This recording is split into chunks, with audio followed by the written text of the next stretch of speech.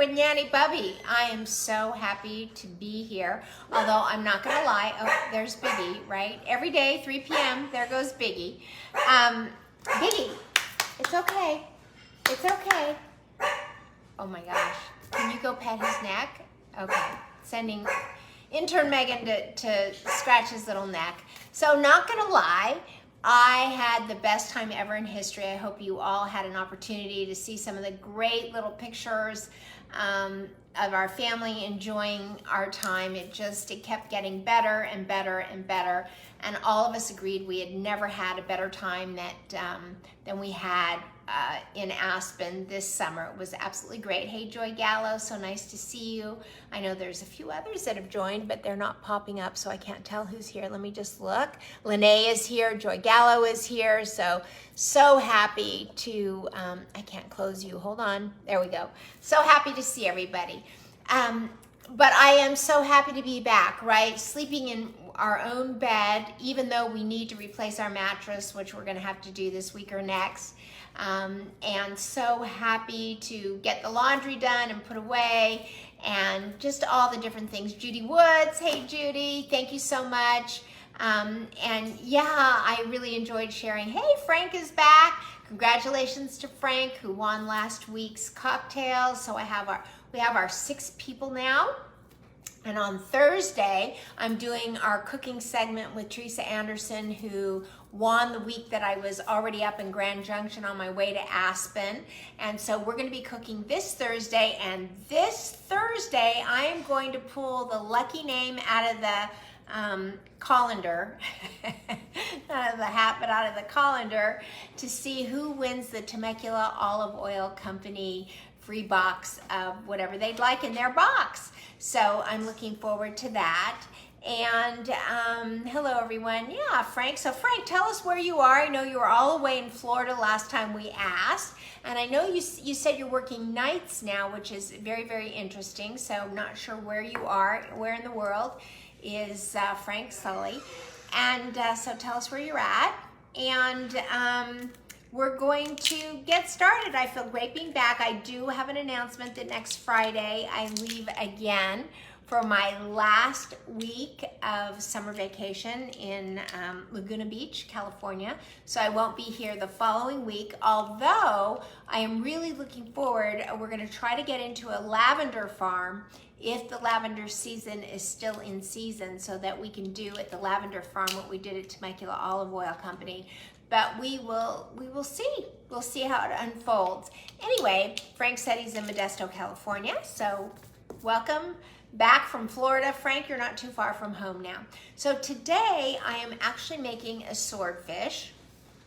And the swordfish is with tomatoes, saffron, and chives. And I will tell you, saffron is just one of those seasonings that you have to use very, very sparingly.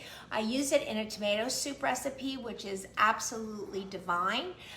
And just a little bit goes a long, long way. So let's get started, right? All right, let's see. So the very first thing that we're gonna do is we're going to take the garlic. Let me just move in.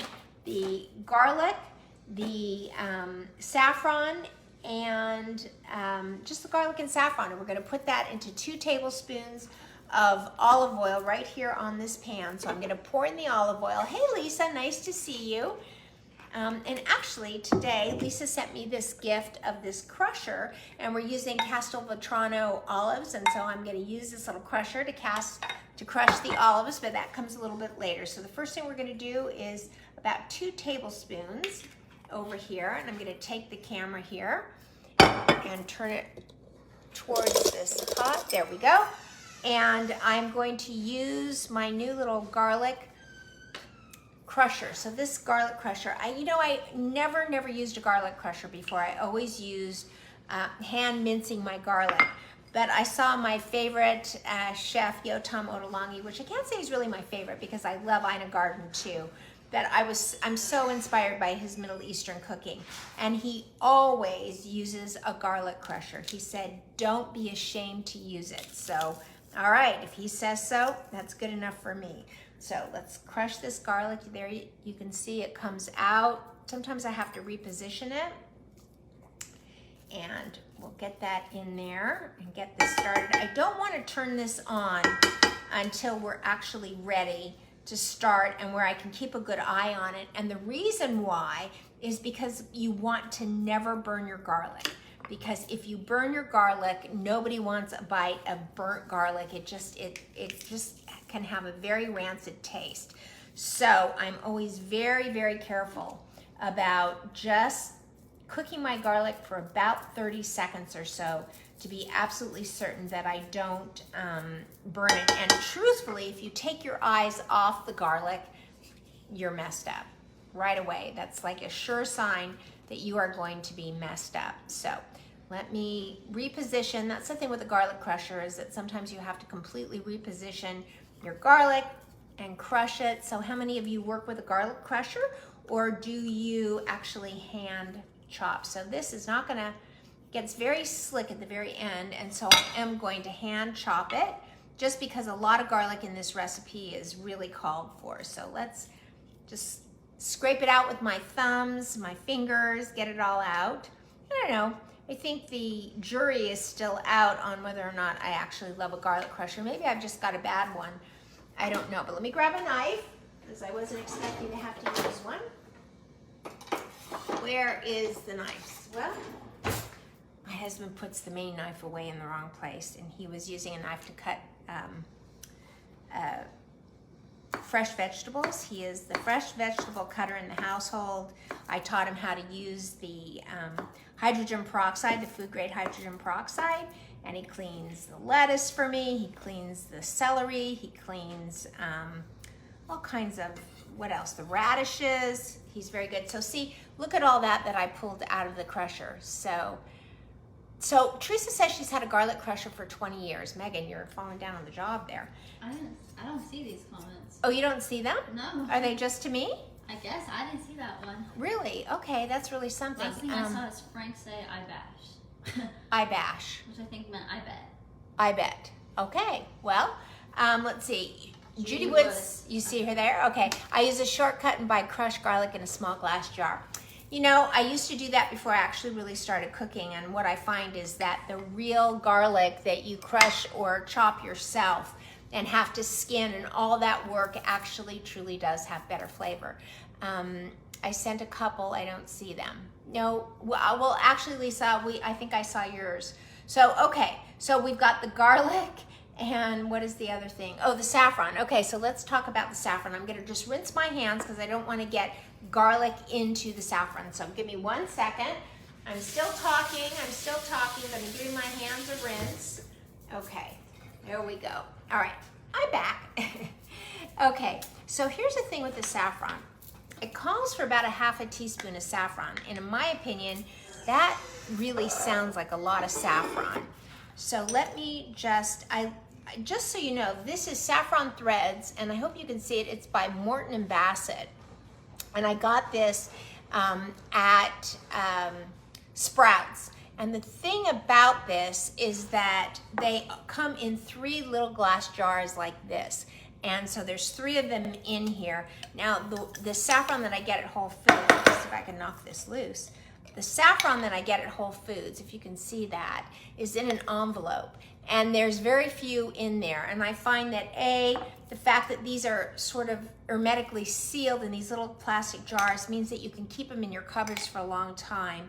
And I kind of really appreciate that. The only thing about opening these is that you have to be very careful that when you finally tug them open, that they don't pop and the saffron comes pouring out. So I am going to anchor myself down here. I don't know if you can see this or not, but I just don't want it to pop and all the saffron to come out. So, okay, very carefully pulling it out. All right, there we go. Yep, okay, there we go. And this calls for about a half a teaspoon. So I am just going to wing it. And that is about a teaspoon. So I'm gonna put about half back in. Also, listen, if you like a lot of saffron, you put more in. If you do not like a lot of saffron, then you put less. And if you don't like it at all, well, you leave it out. Hey, Brian McNamara, so nice to see you here. And Frank says, is that true saffron? It says so. I don't know what it would look like if it were not true saffron, but are you ready? Let's take this. So I'm gonna take this and I am just going to grind it up, and you can smell it. You really can smell the sea in the saffron. So I would think, Frank, that maybe means that it is real saffron. So I'm grinding this up in my hands just between my 2 fingers, and it's very, very powder-like, as you can see, instead of string-like. And I'm gonna turn this on, and I'm going to go ahead and sprinkle this on, make sure I get it all off my hand, and I'm going to wish this around. And what we're gonna do here is we're just gonna heat this up enough and then take it right off the fire. So what I find is that as it starts to heat, the minute you can smell the garlic, keep a very close eye on it, and the minute it starts to brown, even so slightly around the edges, we're just gonna take it off the fire. And I'm starting to smell it. And so to test it, put it in water. If it turns yellow, then it's real. Okay, that's how you tell if saffron is real. Well, Frank, I can't imagine that this would not be real saffron. What would they replace it with, Frank, if it were not? Now, this is really good information for all of us to have, which is why I love the gatherers. All of us know so many different things, and we all get together every day at 3 p.m., and we all hang out and gather with Nanny Bubby, and we shared this little pieces of information, and believe me, you have taught me as much as I have taught you. So Frank, tell us how or why, if it was not real saffron, what would it actually, so it is turning the garlic very yellow.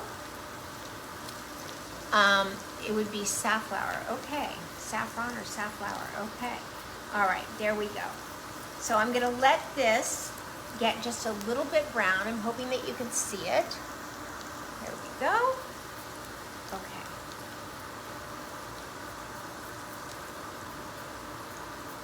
And the garlic is getting brown. And I'm gonna go ahead, and I can smell the garlic, which is really heavenly.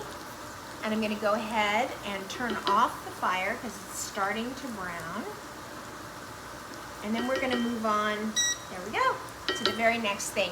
Now, the question is, shall I go ahead and grill the swordfish, which is gonna stink up the house, to finish this dish off? Depends how hungry Mr. Letitia is. So I'll kind of, if he's watching, I'll get him to tell me if I should go ahead and start grilling dinner, and then he can eat dinner at 4 o'clock or 4:15. Okay, so the next step that we're gonna do is we're gonna take these Castelvetrano olives, which I adore, and we are going to use this amazing chopper from, Lisa, where is it from? I always want to say Good Housekeeping, the way that I say Elizabeth Arden, but what company is it from, just in case people want to find one. And I love these olives, so even though it only calls for ½ a cup, I'm going to actually put the rest of them in. So can you see this? This is from, you know, the name is on here. Let me see here. I saw it the other day. Princess House, or no, not Princess House, but Pampered Chef. That's where this came from. Hey, Lana Roberson, Fabian, nice to see you. Thank you for joining us. But can get it on Amazon too. Yeah, Pampered Chef. Yep, I see it. Okay. Are you seeing any of this, Megan? I just got them all like 2 seconds ago. Really, it's funny. So Megan is right here, and she's not seeing any of your comments because I said one of the things that Teresa recommended when I had spoken to her is that if Megan is here, to let Megan read me the comments, so that many of you who make comments, if I'm looking down and cooking and I miss them, then it's a problem. And also sometimes if the camera is too far away, I actually cannot read the comments. And so she recommended that Megan read them to me so that I don't miss any. But the problem is Megan is not getting the updates as quickly as I get them myself. So maybe we need to, I don't know, if I switch if I give her the phone, then I can't see myself. And so we'll just have to make do. It was a good idea, Teresa. It just isn't working. Okay, so as you can see, I'm chopping up the Castelvetrano olives, And now we're going to start working on the tomatoes. So what I pulled together here are the heirloom organic tomatoes. I have no tomatoes left in my garden. The heat has kept a brand new crop for coming. So even though all over the world summer is tomato time, my summer tomatoes all cropped, gave me a big crop in early June. And then as soon as it got to 100 degrees or more, they stopped flowering briefly. Now, right now in this weather lately with all the water and the cloud cover, if I took you outside and show you what that garden is doing, like everything is just reaching for the sky. They are widening, they're just so lush, and the flowering of the tomatoes has all started again. So I should have another beautiful crop in September, which I'll show you. But in the meanwhile, I had to buy these tomatoes, which kind of seems counterintuitive, but you only have what you have when you have it. So, of course, this is my most favorite tool, kitchen tool of all, which is the tomato slicer. And these are Kumatos. These are the small cherry Kumato heirloom tomatoes, which I absolutely adore. Sometimes they don't all fit in, so you can either push them down. Let's see, will this fit? Yeah, that's about it. And let's see where the blade went. Right here. And we're going to just cut right through them. There we go. And we're going to pound them right out into, there we go. And we're going to fill it up again. And, I mean, for those of you that have not seen me use the tomato slicer, of course you're going to want to get one, which you can find on Amazon. We'll have another contest, and I'll give a couple away. I think the last person that won one of them was Cynthia and Lene and Arlene Blute. And this week we are giving away a box of everyone's, not everyone's, but the winner's choice of Temecula olive oil. So who will win on Thursday? And Thursday I am cooking with Teresa because Teresa won the very last contest, which was the alcohol contest, which was awesome. Well, actually second to the last. Frank won the alcohol, Teresa won the desserts. Okay, all right, so those are the Kumatos, beautiful. Actually this color, heirloom red, I call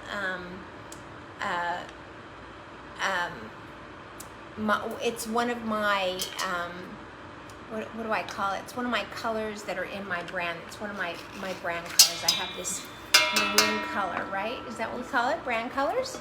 Yes, I don't know what you really call it. Yeah, brand colors. Is it called maroon?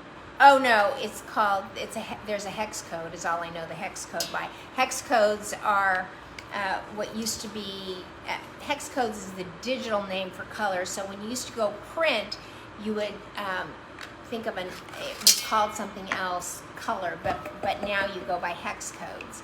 And you just pop a hex code into whatever it is you're working in, like Canva or anything else, and then it pulls up that hex code color for you to work with. So it's so much easier.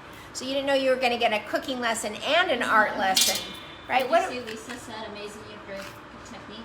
Oh, well, I never do it right. why do you not ever do it right? Let me give you a lesson on that. Okay, so here we go. You just take them and simply feed them through. And sometimes you just keep feeding them. So see, that one didn't go down. So you can either put your finger through there, or you can just, as you press them in, it pushes them down. Now these little ones are kind of tricky because what's going to happen is your blade is going to kind of miss them, Lisa, and everybody else. So what I do is they don't come out cut in half. Sometimes they come out cut in quarter with 3/4 still in there, but so here we go. Lisa said, I think I put enough in the, that you don't put enough in the tube. Yes, that could be. You always want to load the tube up, and you want to load and make sure that the tube is tight. So in this case, as you can see, I'm pushing down, and sometimes, like this one will not push down, but as I take the blade and I push down on the blade right there, what it does is it sets them all. Whoop. and it squirts right out, and so that went, okay? Lucy said used to be Pantone colors. Pantone colors, exactly. Thank you, Lucy. It used to be Pantone colors, and now it's hex codes. So when I go into Canva, Brenda goes into Canva to make our promos every day, and we want to use our brand colors. We just type in the hex code, and the hex code color comes up. Okay, there we go. So that is a lot of tomatoes, if you will, for 3 swordfish steaks. But we love tomatoes, and they are going to cook down. So I've got, look at that. I've got tomato seeds all over the recipe. Okay, so we heated the olive oil in a small saucepan over medium-low. We added the garlic and the saffron. We crushed the threads between our fingers, and we cooked, stirring occasionally until the garlic is just starting to turn golden brown at the edges. Scrape into a medium heat-proof bowl, and then we're going to add the tomatoes, which are right here. And actually, I'm going to add the garlic and the saffron into that bowl because it's bigger than the pan. And we are also going to add parsley and chives. Okay, so Lindsay said, missed you so much.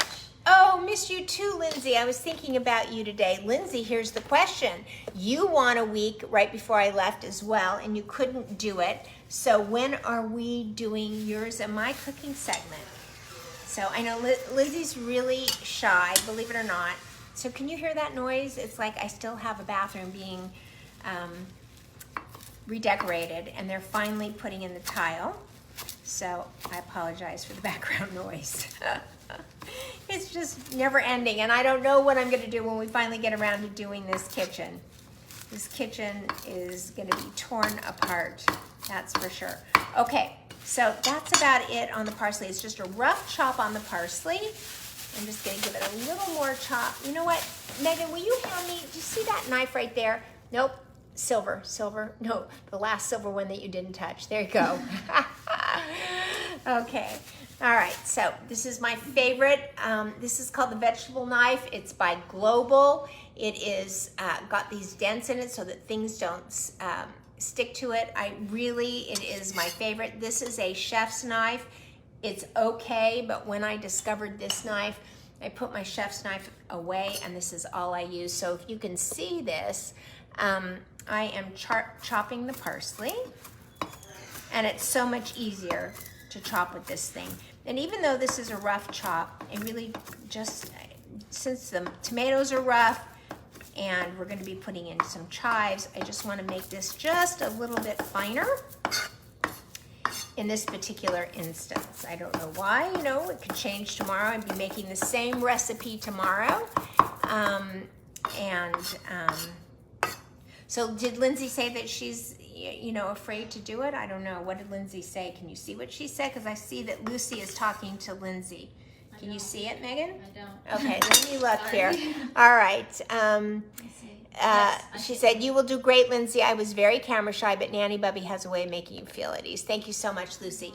Well, the thing is that Lindsay, believe it or not, has been and done a lot of on-camera work, but in her own arena. So she is a, why can't I think of the word?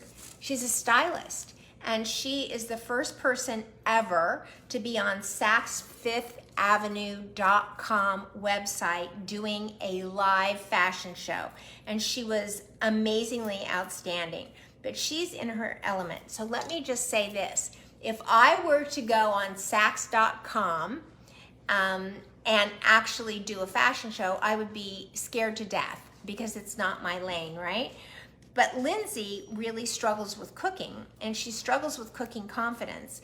And even when she goes to the grocery store, she gets all upset and like she reads things that she needs to get, and she doesn't know what aisle they're in. She doesn't know where to find them. She gets scared to death. And so, as you know, that part of what I do when I'm not here at 3 p.m. every day with all of you is that I have a cooking confidence coaching course, and I work with people one-on-one to help cure their anxiety, since I myself had terrible anxiety about cooking, and rightfully so, because everybody hated my cooking. So Lindsay ended up qualifying to win because she called me up on 4th of July and said, oh my God, Marla, I'm having 30 people for 4th of July, and I don't know how to XYZ, XYZ, XYZ. And so I said, never fear, what are you struggling with? And so I helped her, and then she posted it unexpectedly, which was cute. And so I told Lindsay, why don't we do a cooking confidence class with you live with everybody, and we'll show everybody how it works. Okay, so here's the chives, and she agreed. I think she agreed. Did you agree, Lindsay? I think you did. Okay, so here we go with the chives, which give it a really, really wonderful, wonderful taste. And so let me tell you, these chives did come out of Nanny Bubby's garden, and they are fantastic. It was one tiny little chive plant that barely made it through the winter a year ago, and for whatever reason, I can't remember why, but we took the chive plant and cut it in half right through the roots, and we planted it in 2 separate places. And I think the reason that we did that is because there are 2 things that if you plant them next to tomatoes will keep the bugs or the critters from coming into the tomatoes. And that is, you plant basil next to the tomatoes, which is a no-brainer, right? And that keeps the critters away. But also, hey Heather, so good to see you. Thank you for being here. Lindsay said, I'm excited for our cooking confidence class. Lucy said, oh wow. And Lindsay said, thank you. Thanks for the shout out and support, Lucy. Yes. And so we put the basil right next to the tomatoes, and then we put the chives, because chives and that onion smell keep critters away from my tomatoes, and honestly, it has worked.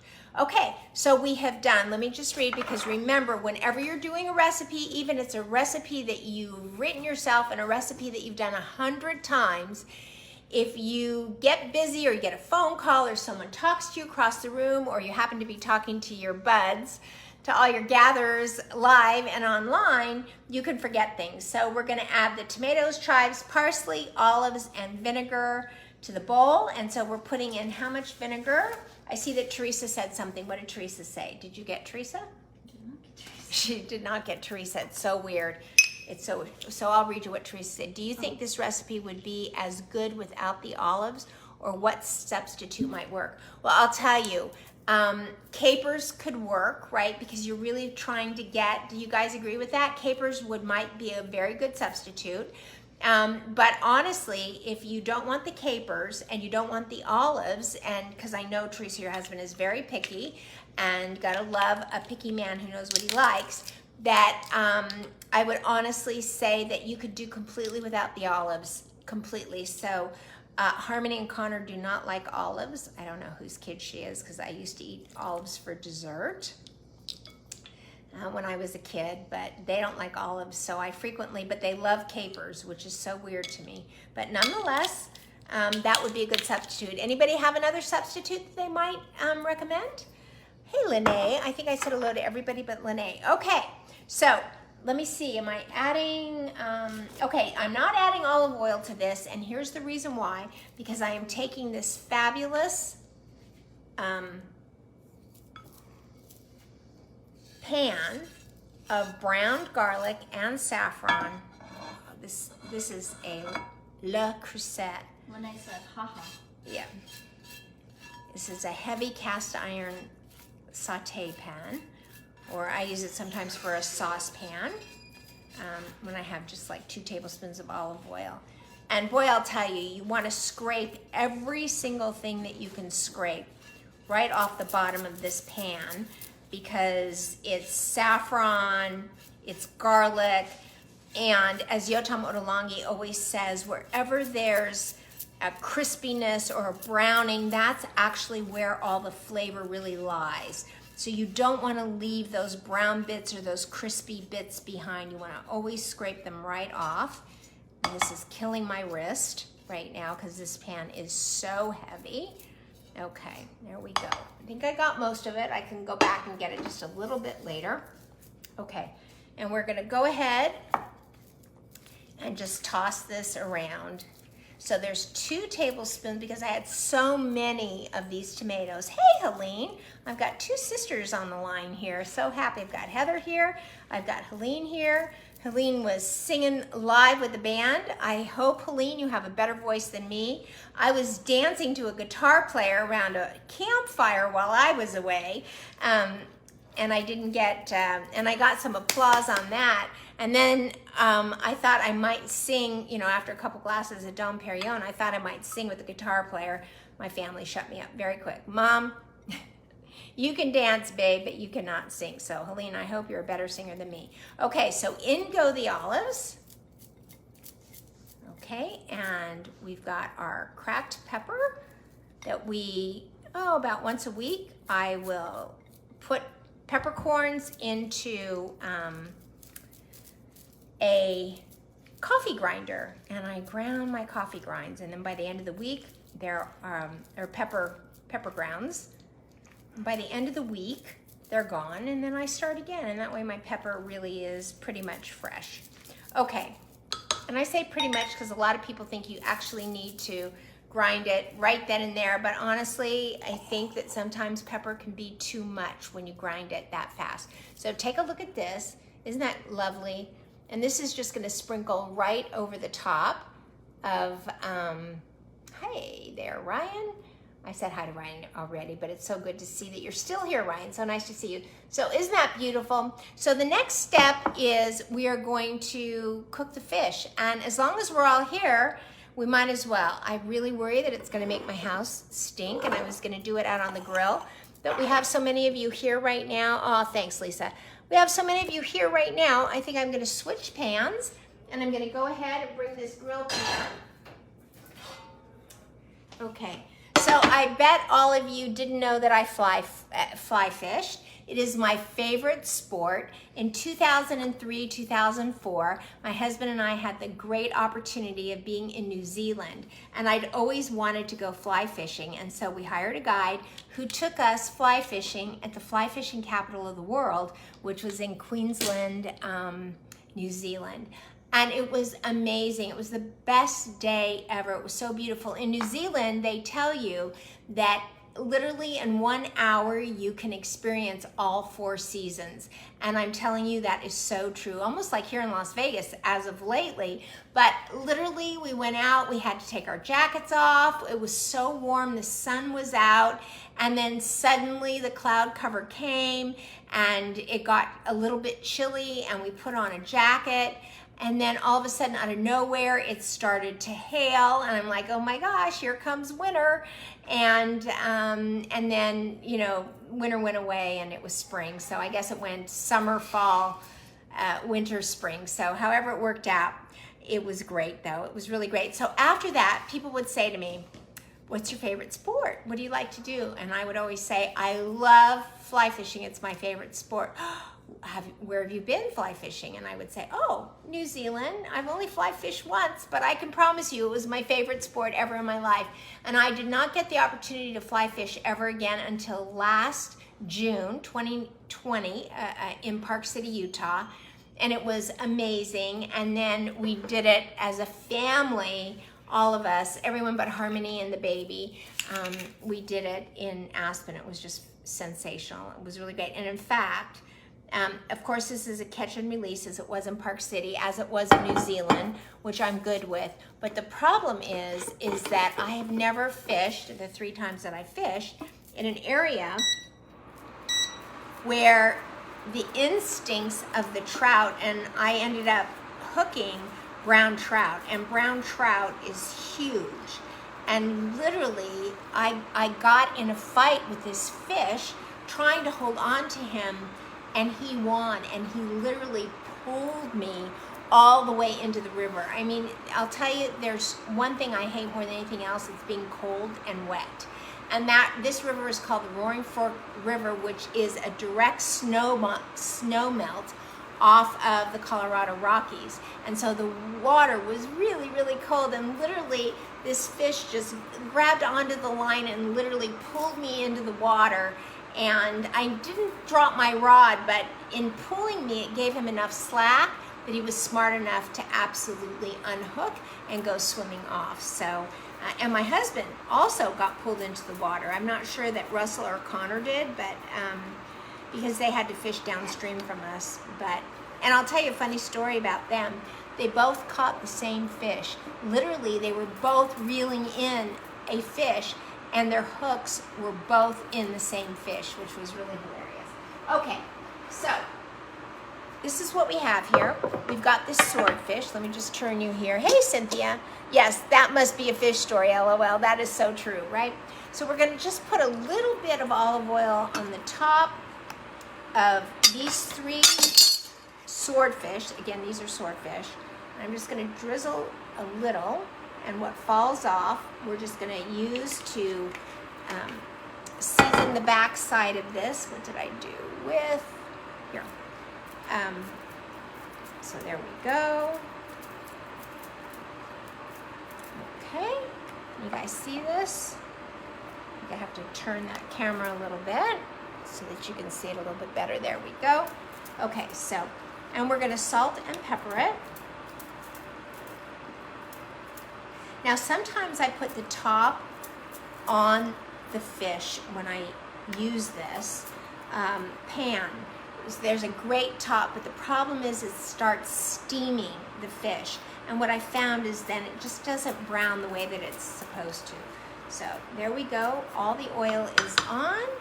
And now we're just gonna do some salt. And what I'm gonna do is I'm going to change my mind and not put the pepper on this, and I'm gonna grab some smoked paprika. And the reason that I do that is, especially on swordfish, which is very white, is that the smoked paprika in its brownness actually adds color to the white swordfish, and I think it looks a little bit more appetizing. So I'm gonna do that. So happy you guys are all here.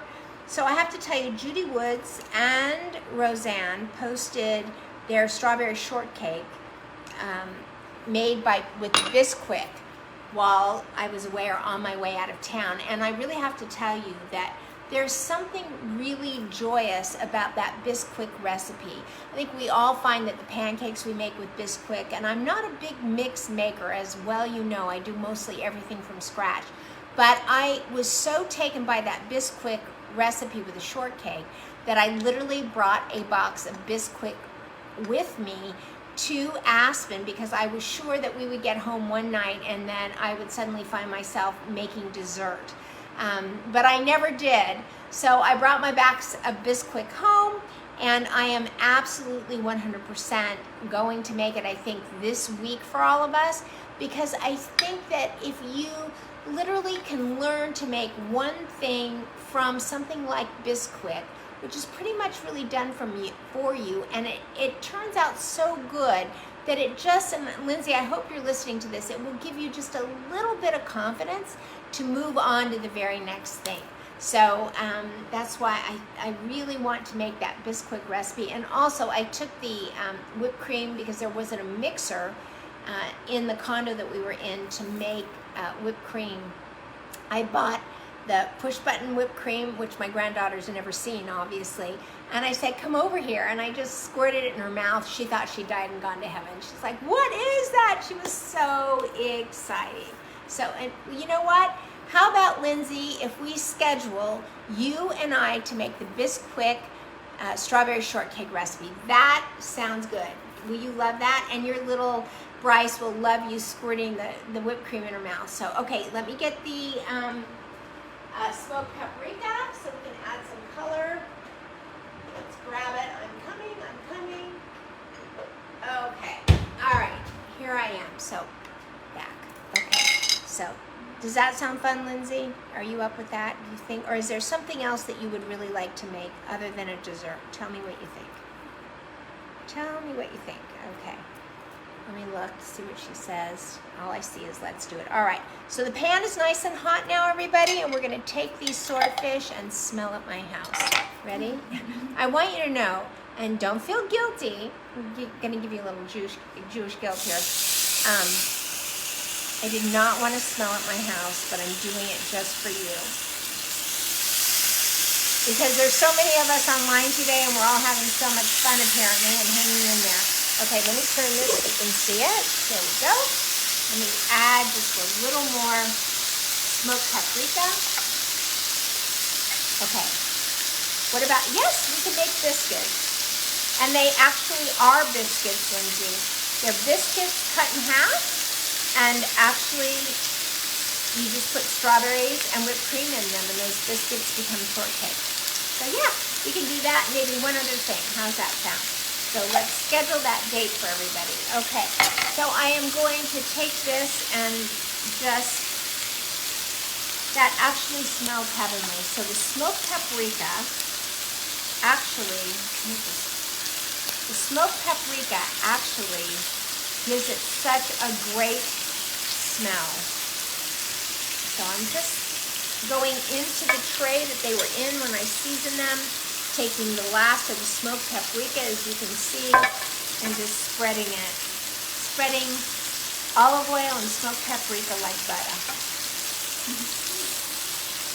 Okay. All right, there we go. And I'll probably put them right back in here. Okay, so any other questions? Because we have to all chat together here for just a minute until I turn them. Now the key to grilling anything is never ever turn them until, don't move them around, don't do anything. Just wait until they completely and totally brown and cook halfway through, and turn them only once. So I'm gonna let that start cooking and browning. And what other questions do you guys have for me? I don't know if you do or not. Let's see. Definitely making that. Okay, I'm seeing that. Let's see. Have you, oh, Denise asked, have you tried other types of fish steaks? Well, of course I do salmon steaks, tuna steaks, swordfish steaks for sure. But I'm not big on like the tilapia, because I just find that it's too tender, and a little does not go a long way. So a little bit of swordfish goes a long way, but not necessarily tilapia or sole, and those fish really are better if they're egg dipped and batter fried. And so I don't usually mess around too much with that. Hey, Susan Mendor, thank you so much for being here. And let's see, somebody else said, oh, Beth Manis said hello. Hey Beth, so nice to have you here. Yes, and halibut, thank you Lucy, and I've done halibut. So swordfish, salmon, halibut, and tuna. Those are my 4 big ones. But I really love, and I really have to tell you, is that halibut in parchment is to die for, Okay, Teresa. Well, Teresa has a great tilapia recipe. We talked about doing, Teresa, what recipe have we talked about doing on Thursday? And the question would be, would you rather do tilapia on Thursday instead of, I can't remember what we chose. We were talking about it this morning. I'm so excited. So Lynette Martinez is here. Thank you, Lynette, so much for joining us. Hang on just a minute. So I'm just going to check this out. So this is moving nicely, and that is one of the keys, is that if it moves easily off and around the grill, that's a good sign that you can turn it. So let's do it. Let's turn it. There we go. That's nice and brown. Can you see that? There we go.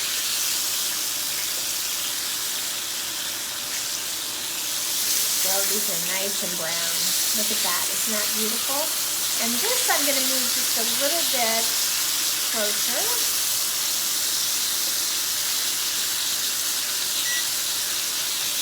Turn it up just a little bit. And we'll just wait. So any other questions? I love answering questions. I love any questions about how was the food in Aspen, Colorado? How about that?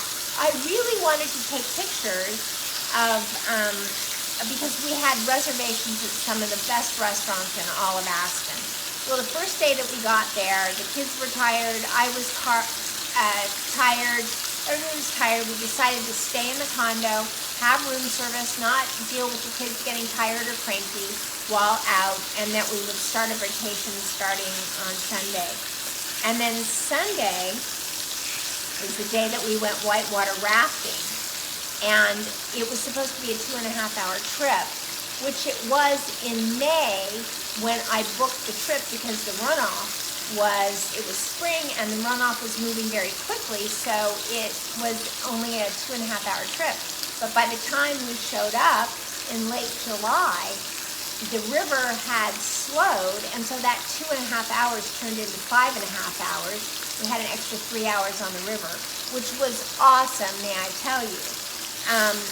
But we ended up just meeting my son-in-law, and all of our river rafting closed. We had no money on us, we had nothing, and we all met downtown, and we ate at this place called CP Hamburgers. We had hamburgers and french fries.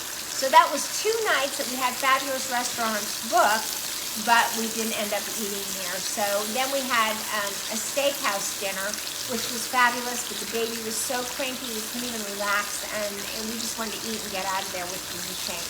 So Cynthia said, do you prefer thin or thick swordfish steaks? I prefer thick. I really do prefer thick.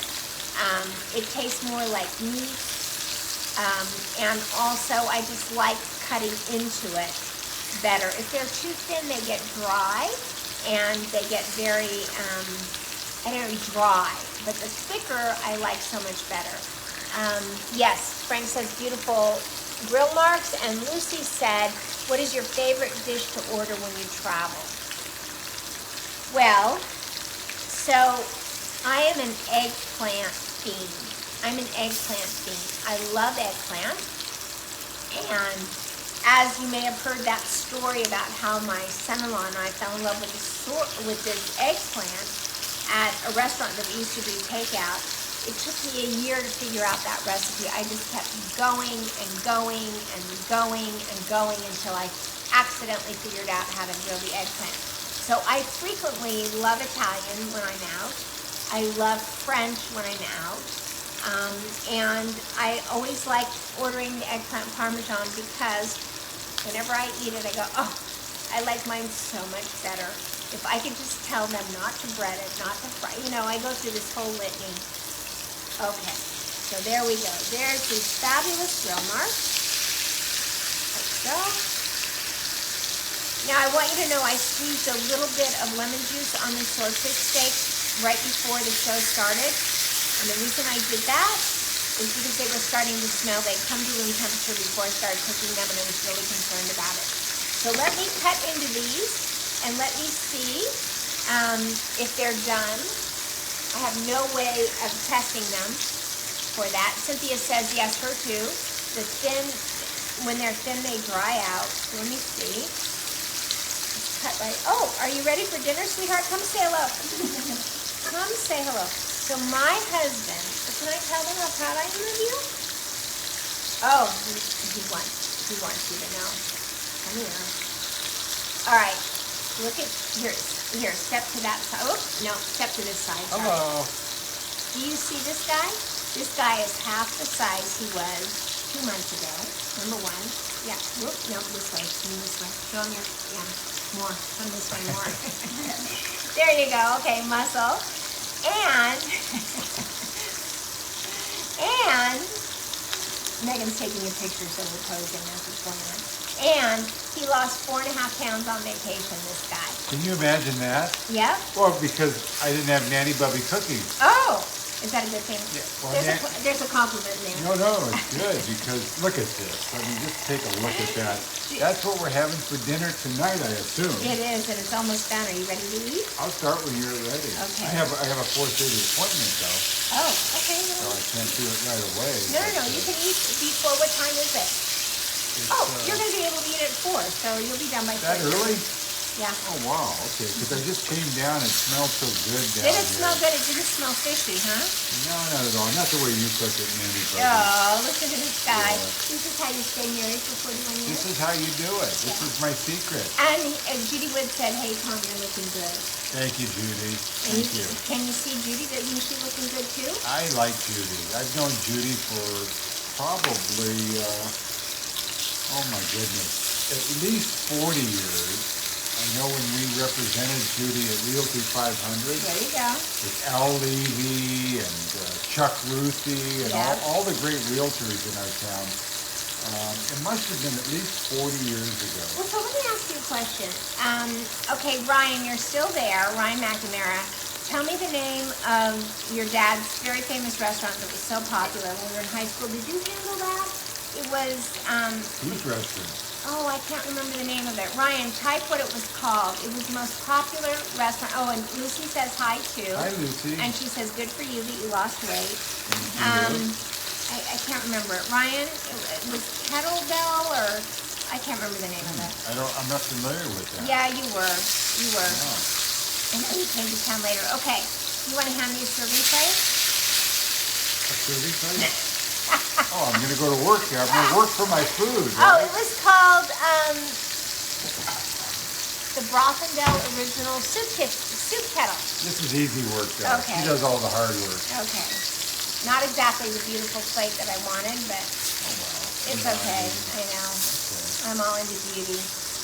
Okay. Oh, There we this go. is good. I can't wait. You know what? And they're very juicy. And Frank says hello, Tom. Hello, Frank. Okay. All right. Okay. So let me. Oh, boy. There we go. All right, guys. Are you ready? I need a big Okay. spoon. Okay. You gonna Bye, come down everybody. and eat? You're leaving? Yeah, I'm You want to coming set back. the table? Right back. I'm getting my phone. Okay. And then you and Russell can set the table. There we go. See how we do it around here? And lucky him, he is going to run upstairs for an appointment on Zoom, and I'm going to have to do the dishes too, because I will tell you, years ago we made this deal. Well, I don't think we made a deal about it, but I used to say every night, I came home from work and cooked. You need to come home from work and clean up. Ah, Lynn is here. Lynn Spaggett is here. Hey, Lynn, so happy to have you joining us. We have an amazing community here. And so if you haven't joined us before, you have found yourself in the right place at the right time with the right group of people. We all have come to love each other, and we know each other, and even if we didn't know each other, we have come to know each other now. And we have a great time. Okay, and there you have it. How does that look, everybody? Yes. Original Soup Kitchen, or Soup Kettle. That's what it was. Yep. Love their chicken. I love their Friday night or Friday afternoon New England clam chowder, right? It was the Brothendell soup. For some reason I want to say kettle, but I guess it was soup. Was that what it was? Soup kettle, right. Okay. All right. I'm confused. But nonetheless, look how beautiful that looks. And we're going to, Tom is setting the table. You want to see? Let me just show you. I got it. Whoop, that was Megan. See Tom setting the table? There you go. There you go. No plates yet, but Okay. that's how it starts. With the coasters. All right, everybody. Thank you so much for joining me today. It was great to be back. Russell, do you want to come say hi? Dad said hi. Oh, here we go. Come say hi. He's got his Raiders jersey on. Hello. Look at this handsome guy right here. Say hi, Gathers. Okay. He's a man of few words, but he's handsome and he's a very loving human being. Okay, so this is it. It should have been on a much prettier platter, but I think we'll deal with it, and we're good. So thank you for joining me after. Oh, Cynthia says hi, Russell, and Lucy says bon appetit. Thank you so much. Thank you so much for joining me here today. I was actually nervous about it. It's been a week, and I thought, oh my God, what if I can't do this anymore? But it's like riding a bike. It came right back to me only because all of you were here, and I love you for that, and I thank you for that. Okay, tomorrow, Thursday, is Teresa, and that's it. So talk to you soon. Bye, everybody. On the count of 3, ready? 1, 2, 3. Go out and spread love like butter. Bye, everybody.